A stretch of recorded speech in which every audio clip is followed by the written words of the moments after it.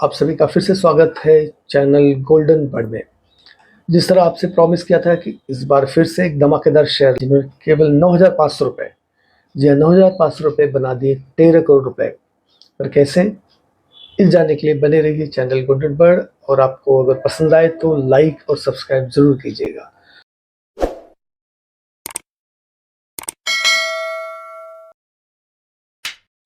तो दोस्तों, वो धमाकेदार शेयर है इन्फोसिस।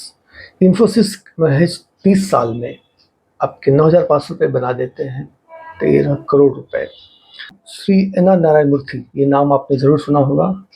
तो पुण्य नगरी पुणे में उस समय पटनी कंप्यूटर में काम करते हुए इन्होंने एक सपना देखा कि क्यों ना अपनी कंपनी खुली जाए, शुरू की जाए। उन दिनों आज की तरह bank loan, personal loan easily नहीं मिलता था। वो भी कंप्यूटर रिलेटेड कंपनी शुरू की जाए तो ना, तो कैपिटल कहाँ से आना है।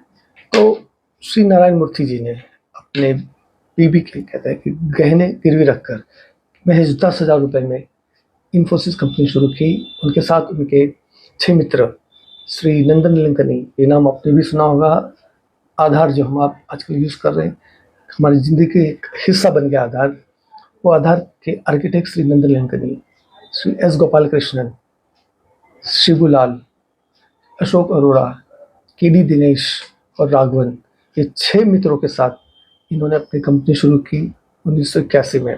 कंपनी तो शुरू कर दी, पर मिडिल क्लास फैमिली, लिमिटेड पैसे होते हैं। और उस समय 1981 में एक लाइसेंस राज परमिट वर्क सिस्टम था, जहाँ कंप्यूटर लेने के लिए भी आपको सरकार से परमिशन लेनी थी। कंप्यूटर इजीली अवेलेबल भी नहीं थे। कुछ गिने चुने कंपनीज कंप्यूटर बनाती थी। टाटा ग्लोबल जैसी कंपनी थी, IBM थी। तो मुंबई पुणे जैसे महंगा कॉस्ट रहने के लिए थोड़ा महंगा होने के कारण 1983 में बेंगलुरु, जो उस समय डेवलप हो रहा था, नया IT हब हो रहा था, वहाँ पे शिफ्ट की। कॉस्ट ऑफ लिविंग कम था। 1993 में उन्होंने अपना इनिशियल पब्लिक ऑफरिंग IPO लाया और इशू प्राइस था 95 रुपीज़। शुरू में ये इशू फुली सब्सक्राइब नहीं होने के कारण उसके जो लीड बैंकर मॉर्गन स्टैनली ने 13% शेयर होल्डिंग खरीदी, सब्सक्राइब कर लिया। और जब लिस्ट हुआ तो आप जानते हैं धमाकेदार लिस्टिंग, 50% हाई पर 145 पर रुपीज़ पे ओपन हुआ। तो अब यहाँ से शुरू होती है मल्टीप्लाइंग इफेक्ट। ये जो 95 इशू प्राइस था, यहाँ से शुरू होती है एक नया सपना, जो 9,500 रुपये कैसे बने 13 करोड़, जर्नी यहाँ से शुरू होती है। और अगर आपको पसंद आए, आप इसे लाइक, सब्सक्राइब और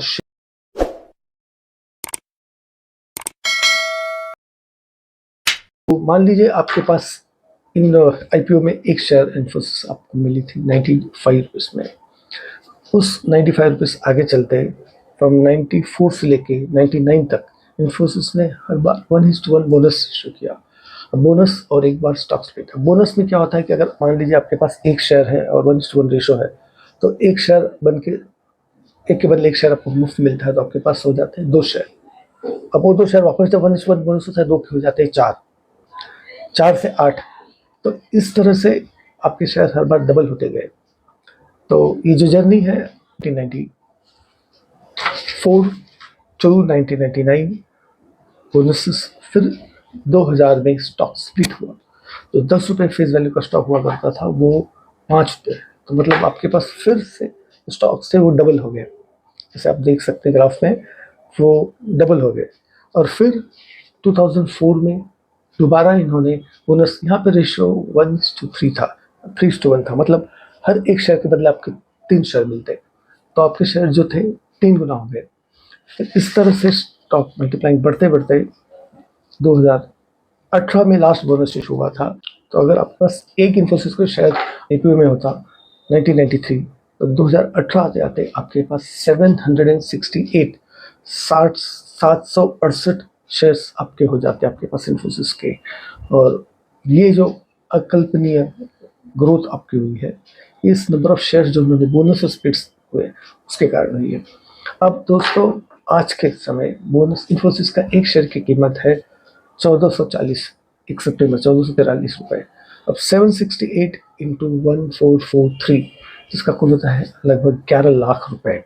अब इसी दौरान जो नंबर ऑफ शेयर्स आपके बने हैं, उन्होंने सब ग्राफ में देख सकते हैं, आपको 2 लाख रुपए से ज़्यादा डिविडेंड मिले हुए हैं। तो ये 11 लाख प्लस 2 लाख हो जाते हैं 13 लाख रुपए। तो जो आपने 95 रुपीज़ इन्वेस्ट की थी वो हो गए 13 लाख रुपए। तो समझिए आपने अगर 95 की जगह, अब सेकेंड इशू था जब आपने 9,500 रुपीज़ इन्वेस्ट की होती, तो मतलब आपके पास 100 शेयर होते आईपीओ के, और वो 100 शेयर अब होते इंटू 768, मतलब 76,800 शेयर्स हो जाते हैं।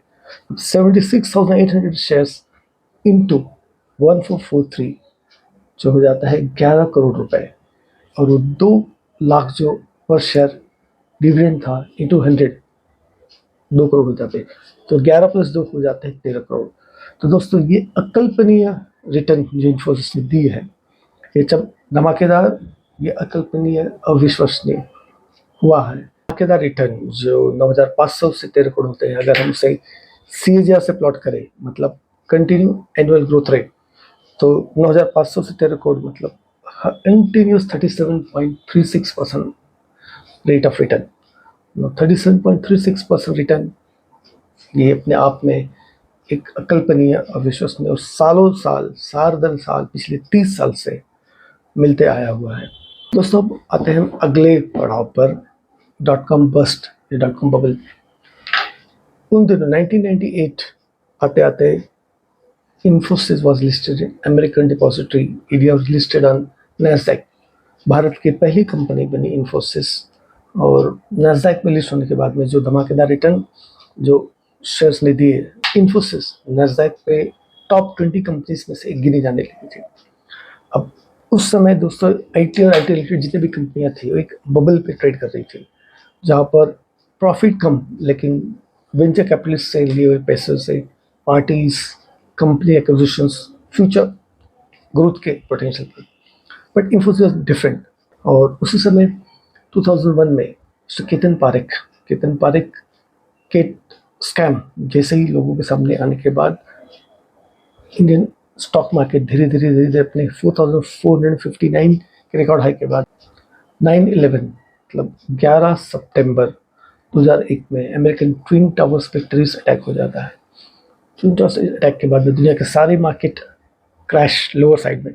तो जो सेंसेक्स 4,459 से 2,594 2594 का लो, और इस क्रैश में मोस्ट ऑफ क्रैश में आईटी कंपनी ज़्यादा चलते थे। तो दोस्तों आपको केतन पारेख के बारे में अगर ज़्यादा जानना हो तो आप हमारे कमेंट में ज़रूर लिखिए, उसके बारे में ज़रूर हम अलग से वीडियो बनाएंगे। तो दोस्तों the bad days of ITs. अब आते हैं दूसरे महत्वपूर्ण सवाल पर, क्या इन्फोसिस बोनस देने वाला है? दोस्तों जब भी किसी को कुछ फ्री में मिले खुशी तो होती है, और ये भी देखा गया कि डिविडेंड पे आउट कितना भी हो पर कुछ चीज़ फ्री में मिले उसकी खुशी ज़्यादा होती है। जितने भी बोनस दिए इन्फोसिस ने पिछले 30 साल में 8 बार दिए, 2018 में आखिरी बार था। तो अब 2018 के बाद जैसे ही कोविड क्राइसिस आता है, वर्ल्ड की इकोनॉमी सारे डाउन चल रही थी, फिर रिकवरी आती है 2022 में, और IT sector was first to recover very fast, India IT sector. और 2022 के जनवरी में इन्फोसिस है टच रिकॉर्ड है 1900 रुपीज़। उस लेवल से आज इन्फोसिस 25% डाउन है, और पिछले एक साल में इन्फोसिस ने लगातार -8% return in comparison to Nifty जिन्होंने +8% रिटर्न दिया। तो मतलब 16% नेगेटिव रिटर्न इन्फोसिस ने दिया कंपेयर टू निफ्टी। आपने देखा कि बायबैक 18,500 करोड़ के 2 साल में 9,500 crore 9,300 crore plus dividend pay of 650%, still investors not happy, the share is down 25% नीचे है। द रीजन है कि इन्फोसिस का rate of growth return come down because of the crisis in USA, Europe, and cutting down on the IT. But there is a silver lining. Things are changing, और Infosys ने फिर से बड़े clients लिए हैं, जो उनके जो expenditure on the attritions come down, attritions कम हो रहे हैं।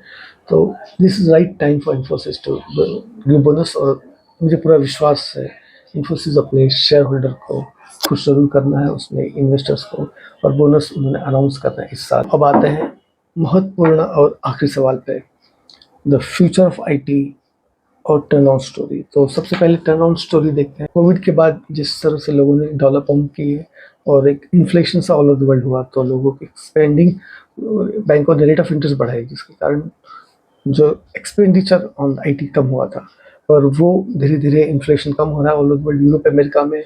और जो कंपनीज के स्पेंडिंग है, जो rate of growth of bank interest कम रुक रहा है और स्पेंडिंग धीरे धीरे बढ़ रही है। दूसरे सबसे बड़ा कारण था कि जो एट्रेशन देखा जा रहा था, क्योंकि salary increase in the IT stabilising, so attrition कम हो रहा है, सैलरी इंक्रीज कम हो रहा है, तो profitability the mid tech companies are already showing result. So Birlasoft has Insight Technologies, and the many other companies are showing good results. So the top companies, the TCS, Infosys, Wipro, HCL Tech, and all, they also, वो भी अब आपको धीरे धीरे एक growth दे रहा, turnaround दिखा रहे हैं।